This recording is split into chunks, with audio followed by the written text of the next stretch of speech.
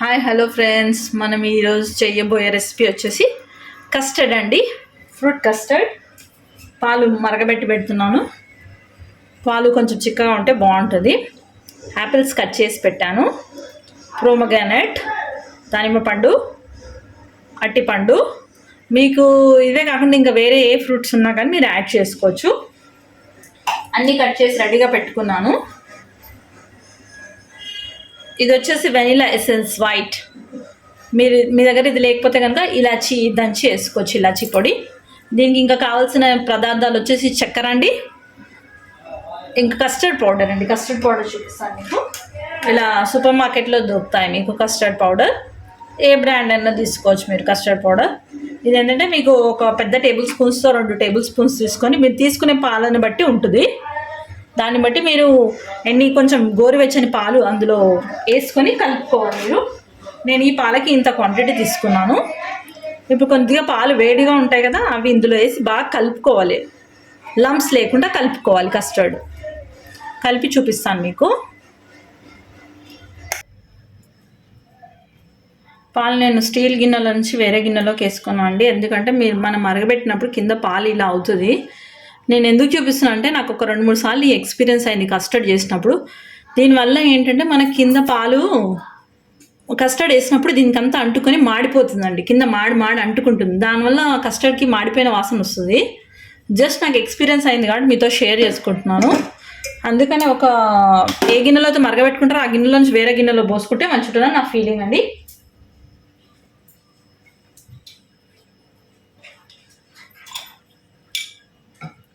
ఇప్పుడు నేను ఇది కస్టర్డ్ పౌడర్ ఎలా కలుపుకున్నాను చూడండి. కలుపుకొని పెట్టుకున్నాను. ఇది ఇందులో వేసుకోవాలి. పాలు బాగా మరిగినాక, నేను ఆల్రెడీ మరిగించి పెట్టాను. నేను మరిగాక ఏంటంటే మీరు జస్ట్ కలుపుకొని కంటిన్యూస్గా కలుపుతూ ఉండాలి పాలు కూడా. ఎందుకంటే ఇది చిక్కపడడానికి, ఫ్లేవర్ రావడానికి నేను వేస్తున్నాను.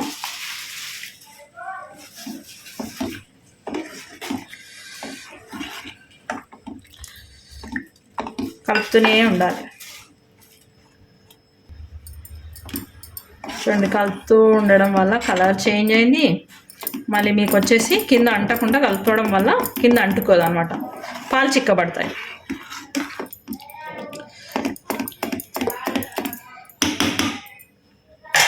దీంట్లో ఇప్పుడు షుగర్ యాడ్ చేసుకోవాలి. అకార్డింగ్ మీ టేస్ట్ని బట్టి షుగర్ యాడ్ చేసుకోండి. ఫ్రూట్స్ ఉన్నాయి కదా, కొందరు ఎక్కువ స్వీట్ తినడం ఇష్టపడతారు, కొంచెం తక్కువగా కావాలనుకున్న వాళ్ళు తక్కువ వేసుకోండి. నేను కొద్దిగా ఎక్కువనే వేస్తున్నాను. అండ్ ఇది వచ్చేసి vanilla essence 1 table spoon 1 cup వేస్తున్నాను, చిన్నది మూత. దీంతో జస్ట్ అరోమా కోసం అండి, స్మెల్ మంచిగా వస్తుంది, వెనిలా ఫ్లేవర్ వస్తుంది. ఇప్పుడు ఆల్రెడీ కట్ చేసుకున్న ఫ్రూట్స్ ఉన్నాయి కదా, ఒక బౌల్లో వేసి పెట్టుకోవాలి మనము. ఇది కొంచెం దింపాక వెంటనే వేడివేడిగా వేయకుండా కొద్దిగా చల్లబరిచినాక ఫ్రూట్స్ పైన వేసుకోవాలండి. చూడండి, ఇది కొద్దిగా కాగానే అంటే స్టవ్ ఆఫ్ చేసి దింపామనుకోండి, పాలు ఇంకొంచెం చిక్కబడతాయి మనకి. తెలుసు కదా మీకు, ఎందుకంటే కస్టర్డ్ పౌడర్ వేసాను కాబట్టి. జస్ట్ లంప్స్ లేకుండా చూసుకోండి. కంటిన్యూస్లీ స్టిర్ చేయండి, తిప్పుతూ ఉండండి. కంటిన్యూస్లీ తిప్పితే సరిపోతుందండి. కంటిన్యూస్లీ తిప్పాలండి, తిప్పితే సరిపోతుంది. ఇదండి చిక్కగా అవుతుంది చూడండి. అది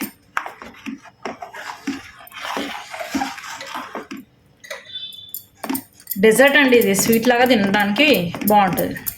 మనం ఈవినింగ్ టైంలో ప్రిఫర్ చేయొచ్చు, ఆఫ్టర్ లంచ్ ప్రిఫర్ చేయొచ్చు. కొందరు ఆఫ్టర్ డిన్నర్ కూడా తింటారు.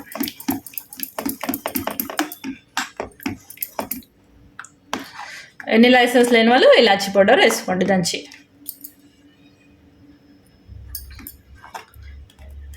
పర్ఫెక్ట్ కన్సిస్టెన్సీ వచ్చిందండి.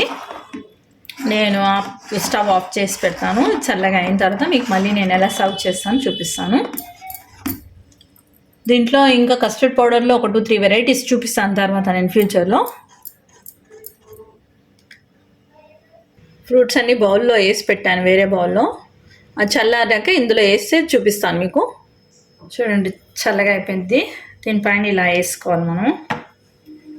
వేసుకొని ఫ్రిడ్జ్లో పెట్టుకోవాలండి. ఇది ఫ్రిడ్జ్లో సర్వ్ చేసుకొని చిల్ అయినాక తింటే బాగుంటుంది, చల్లగానే తింటే బాగుంటుంది. దీన్ని వేడివేడిగా సర్వ్ చేయొద్దు, చల్లగా సర్వ్ చేయాలి.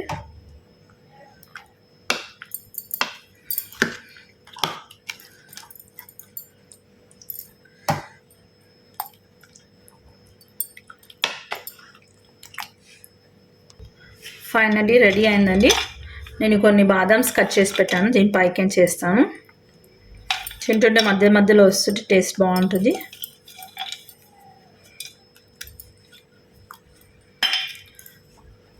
కస్టర్డ్ రెడీ అయిందండి. కలర్ఫుల్గా ఎల్లోగా ఉంది. కస్టర్డ్ పౌడర్ ఎల్లోగా ఉంటుంది కదా, సూపర్గా ఉంటుందండి. ఒకసారి ట్రై చేయండి. Thank you for watching. Please subscribe my channel. Thank you.